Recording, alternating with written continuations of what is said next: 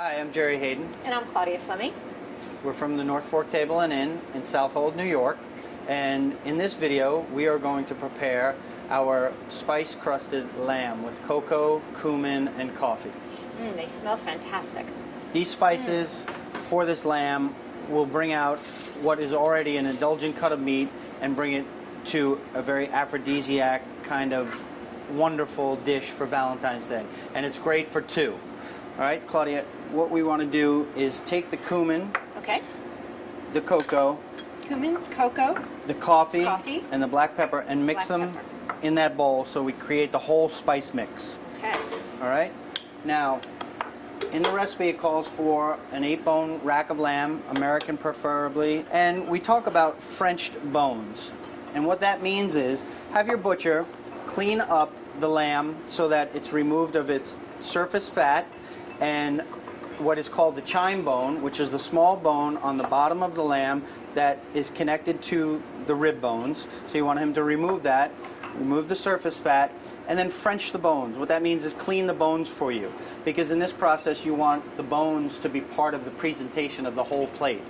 Now, what he's done here is clean them all up, remove the surface fat, and removed any silver skin from them. And so Claudia's mixed the spices, and what we're both going to do at this point is take our canola oil, and we've made little strips of aluminum foil, and we're going to wrap the bones. What this does is, during the roasting process in the oven, it gives the bones protection so that they don't burn, because they are small bones, and this meat will take up to about 15 minutes in a very high oven, 400 degrees. So we're gonna. And if you have a really nice butcher, tell him it's for Valentine's Day, which will be obvious, I suppose. He would wrap these for you. Right. So we'll take this foil, and at each end, just take them and wrap them around each bone. Close it in. It's very simple. You just want to cover them. You don't want them burning during the cooking process. This is fun. And this, again, will keep the bones during the cooking process, and it'll also keep the spice mix, which we're about to rub all over the meat side of the lamb, off the bones as well, because you want the bones to be nice and clean, and you want this beautiful dark crusted spice on top of the meat side of the lamb. It's all for presentation purposes, so all of this is advanced stuff that you want to do so that you have a beautiful rosy cut of lamb with a dark exterior. We have a pan on, and we're going to add our canola oil, and we're going to let that heat up. Now, we have salt, and the reason I've left the salt out of the spice mix is because the salt is coarser, and what we want to do is make sure that the salt adheres to the meat. So from a high distance, liberally rub on the salt so it's got a lot of flavor. In Valentine's Day, you want a lot of flavor. Yes, this is kosher salt. Both sides of the meat, and now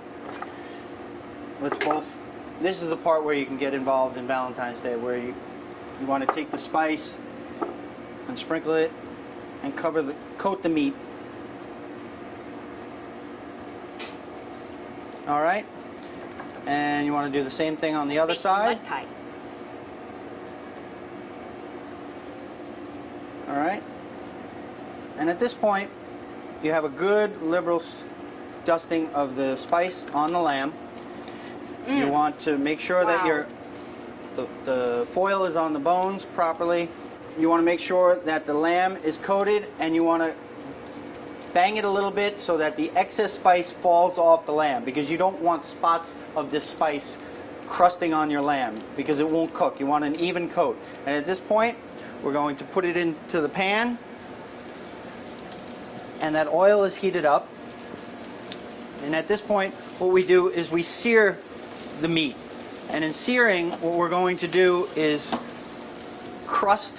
put a crust on the meat side with those spice the mixture on the lamb. And so we want to do that for about a minute.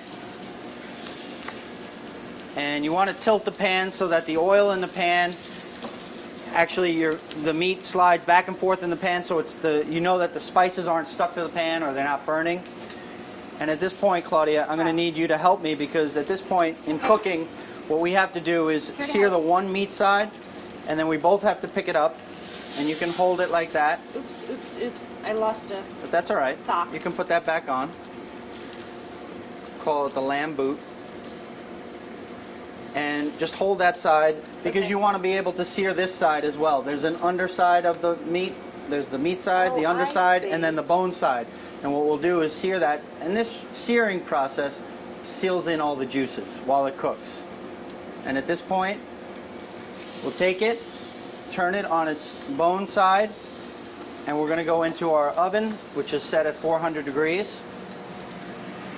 So that gives a nice crispy coating on the meat, and this will cook the meat to the temperature that you want it, whether you want it medium or medium rare. Right. That part gets done in the oven. It'll be in the oven right now for about 7 to 8 minutes, and during that time, or at about 7, 8 point or halfway cooking, what we'll do is then we have sprigs of fresh thyme, and we have our garlic. And the garlic cloves in the recipe they call to be smashed. Smashing or crushing the garlic you can do with the back of a knife. And I'll do one just to show them. With your hand you press against the knife, and it's not a lot of pressure, you just need a little bit of pressure so that they look like that. And that lets all of the juice from the garlic out. So that lets the juice from the garlic out. Also the thyme leaves, their oil will come out into the oil. And halfway through the cooking, we're going to add our butter, our garlic, and our thyme. And baste. Right. And baste the rack of lamb. Okay, as you can see, spices have got some really nice color on there. In case one of the foil pops off, you can stick it back on there. I get it. I get it. Hot. Okay. Hot. Take that off at this point. You probably don't want to do this at Okay. home. And now we're going to put this back in the oven, and the garlic and the thyme and the butter will cook for another 8 minutes on the bottom of the pan. And when we come back, we'll be basting the lamb and letting it rest before we slice it.